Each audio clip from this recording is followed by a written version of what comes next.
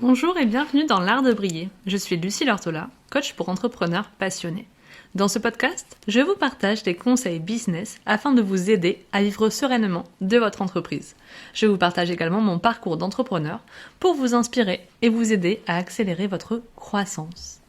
Aujourd'hui, on se retrouve pour un épisode où je vais vous parler des raisons qui, à mon avis, font que je suis toujours là en tant qu'entrepreneur au bout de 7 à bientôt 8 ans maintenant.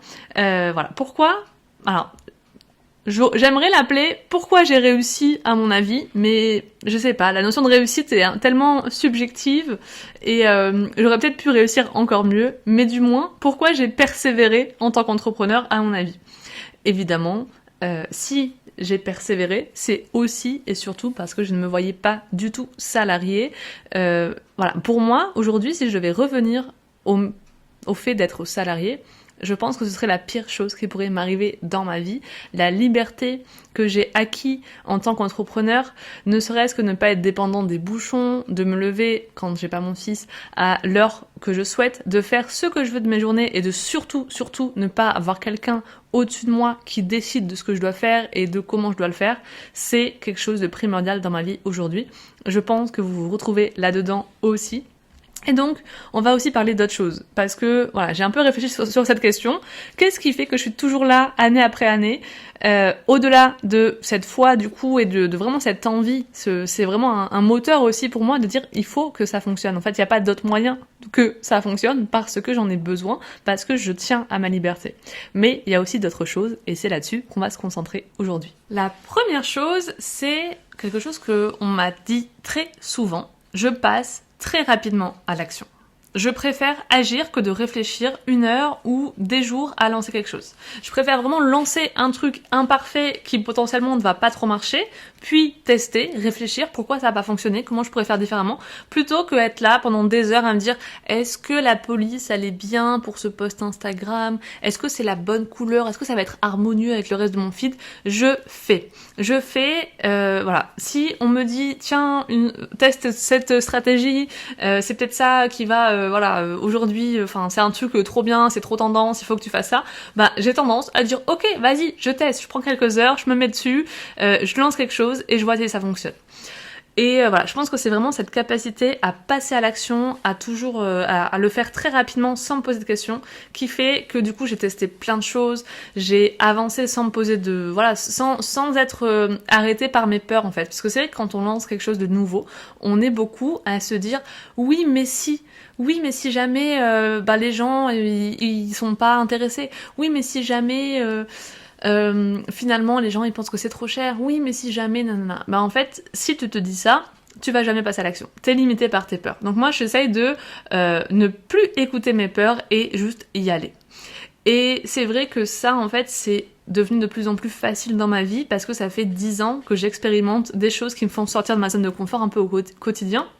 J'ai quitté mon CDI, j'ai passé 3 ans à me former au métier d'infirmière, j'ai eu une expérience dans un hôpital, j'étais dans une super équipe, dans un super poste, très bien payée pour ce que je faisais, plutôt pour les autres structures à proximité. Et en fait, malgré ça, je me suis dit, allez, on y va, on part en voyage, on verra bien ce qui se passe, je plaque tout et on recommence de zéro. Et en fait, ça a été tellement comme ça, je pense aussi avec le voyage où du coup tu changes de repère à chaque fois, t'arrives dans un nouveau pays, il faut que tu t'adaptes, t'arrives dans une nouvelle maison, il faut que tu t'adaptes, et en fait tu casses tout et tu recommences à chaque fois. Bah c'est quelque chose qui fait qu'aujourd'hui j'ai pas peur de tester un truc de nouveau, de sortir de cette zone de confort et de surtout pas écouter ce qui m'arrive, mes peurs, parce que je sais que ce qui va arriver si je sors de ma zone de confort, c'est souvent beaucoup plus intéressant, ça a beaucoup plus d'impact, ça me rend beaucoup plus heureuse et épanouie que de rester dans ma zone de confort. Donc j'ai appris à ne plus écouter mes peurs et à juste passer très vite à l'action. Je pense que c'est la première chose. Ensuite, j'ai tendance à me tourner plutôt du côté des solutions. Je suis pas là en fait, c'est quelque chose, si demain je perds des abonnés sur Instagram, si j'ai moins d'engagement, si j'ai quelqu'un qui n'est pas satisfait de mon service, je vais pas en fait passer du temps à m'en plaindre. Alors oui, je suis aussi une drama queen, mon mec peut en témoigner. Et il y a des fois où je suis en boule dans mon lit en train de me dire que tout ce que je fais c'est n'importe quoi, que je n'aide pas les gens, que je suis une imposture, etc. Voilà, il y a des jours, on a tous nos moments un peu down, même quand on est un peu coach mindset, on a aussi des fois notre mindset qui part en vrille. Mais si jamais je vis comme ça une émotion négative, ça peut durer, une demi-journée, le lendemain matin, je repars au combat. Et je me dis, ok, c'est quoi la solution maintenant ? Qu'est-ce que je fais ? Comment je passe à l'action ? Et j'ai vraiment une vision proactive des choses où je me tourne toujours du côté des solutions plutôt que des problèmes. Il y a des gens sur cette terre qui voient un problème à toutes les solutions. Moi, j'ai tendance à voir une solution à tous les problèmes. Et voilà, j'essaye aussi de me rendre responsable de tout ce qui ne va pas comme je veux. Si ça se passe pas comme je l'avais prévu, si c'est pas les résultats escomptés, j'en prends ma responsabilité sur cette situation, plutôt que de me dire oui mais c'est la faute de l'algorithme, oui mais c'est la faute parce que la personne nanana. En fait non, ok, qu'est-ce qui moi a fait que ça a pas fonctionné, il y a eu cette situation négative, et donc je fais en sorte d'apprendre, de tirer une leçon de ça et de plus faire pareil plus tard. Aussi, ça va un petit peu avec ça, je suis aussi très exigeante avec moi-même. Donc, je fais en sorte de donner le meilleur à mes clients pour qu'ils soient heureux et satisfaits à 100% de la prestation. Comme je suis exigeante avec moi-même, je me remets en question, on continue. J'ai toujours l'impression de ne pas donner assez. Je pense qu'il y a un petit côté nourricière dans mes archétypes financiers. Et je leur demande souvent qu'est-ce qu'ils en pensent, quels sont leurs résultats, est-ce que ils sont satisfaits à 100%, comment ça aurait pu être mieux et différent.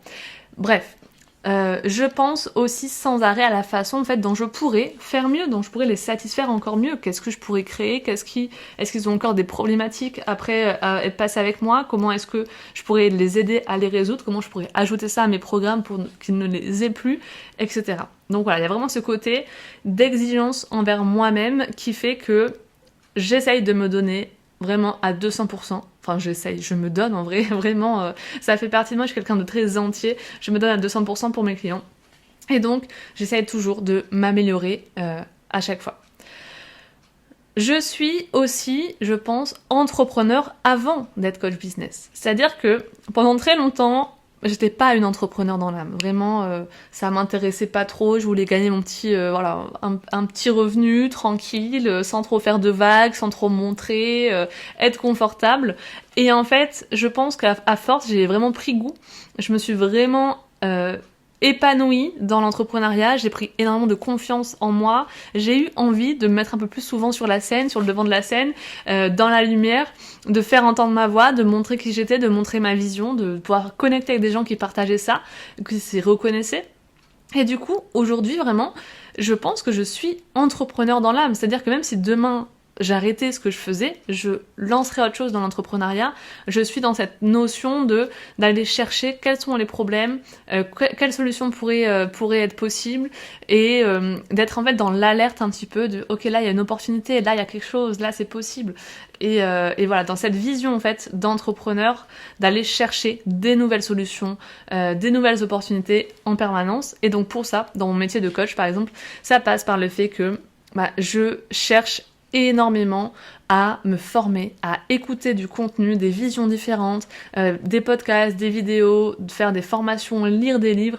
Je réfléchis énormément, je cherche de nouvelles stratégies, de nouvelles opportunités, même sur la façon par exemple de vendre, sur le marketing, etc. Vraiment, j'essaye avant tout de chercher des stratégies.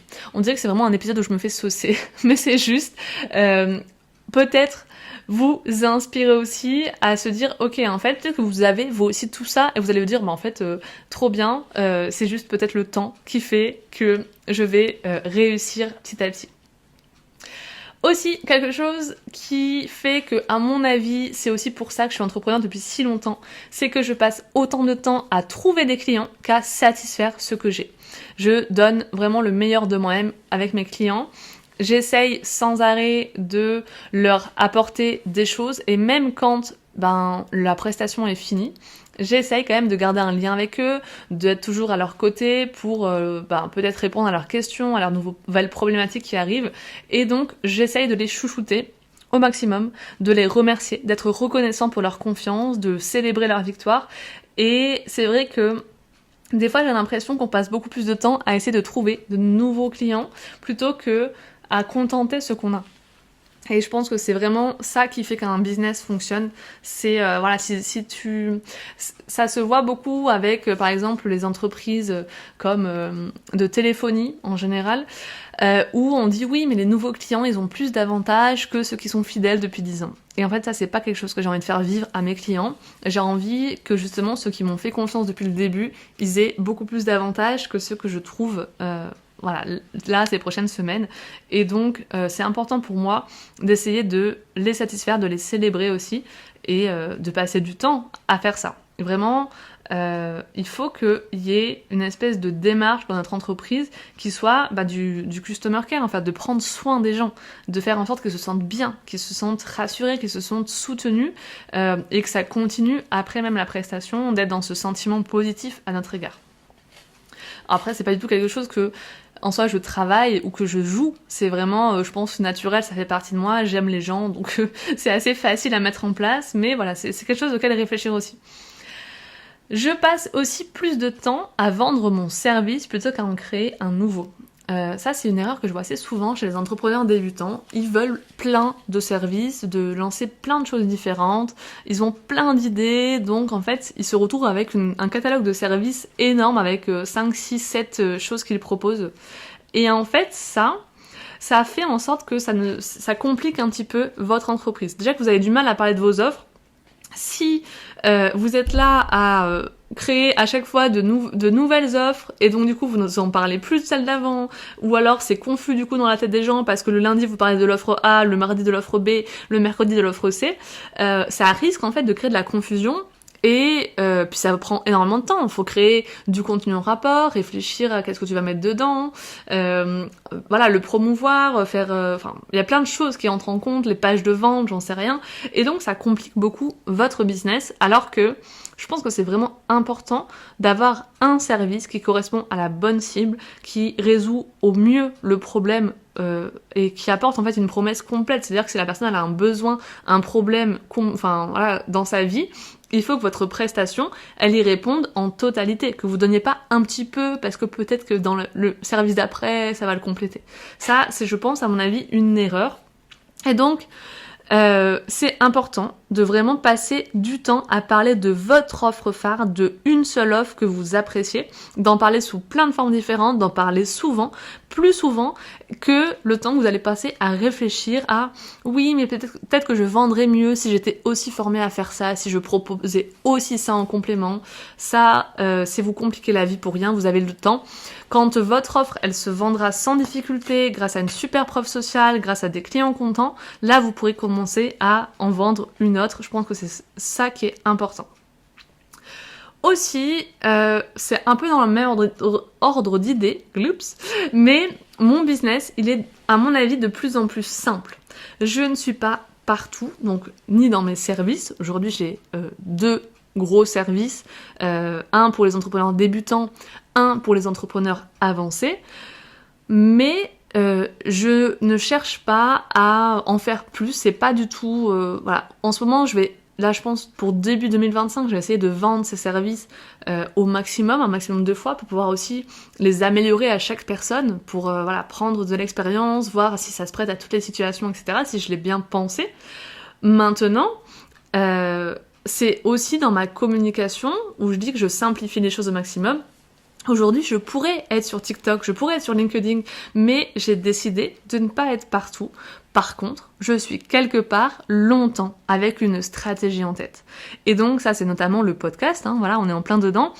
Si en février, j'ai lancé mon podcast, c'est parce que je pensais que ça allait aider à montrer un petit peu plus qui j'étais, ma vision des choses, et à connecter avec mes clientes de cœur. Mon but aujourd'hui, c'est que mon podcast y soit régulier, qu'il puisse grandir, et je m'en vais pas dans tous les sens.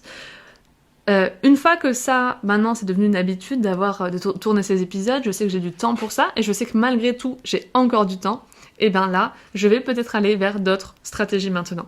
Mais on a cette tendance des fois à vouloir aller un peu partout, à faire plein de choses, à tester plein de stratégies, sans se laisser le temps en fait de faire en sorte que les choses elles grandissent aussi.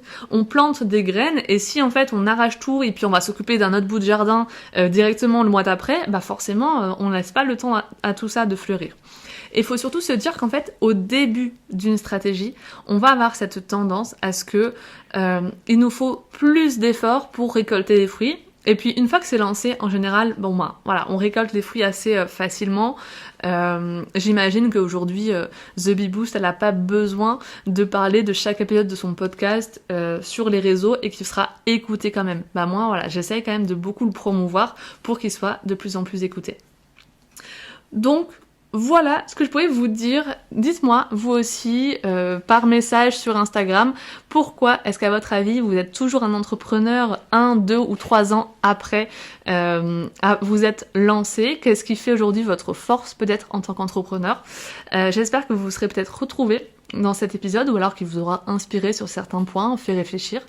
Je vous souhaite une belle journée. Si jamais le podcast L'Art de Briller vous plaît, n'hésitez pas à le noter sur la plateforme d'écoute où vous êtes et je vous retrouve bientôt pour un prochain épisode. En attendant, prenez soin de vous. Bye!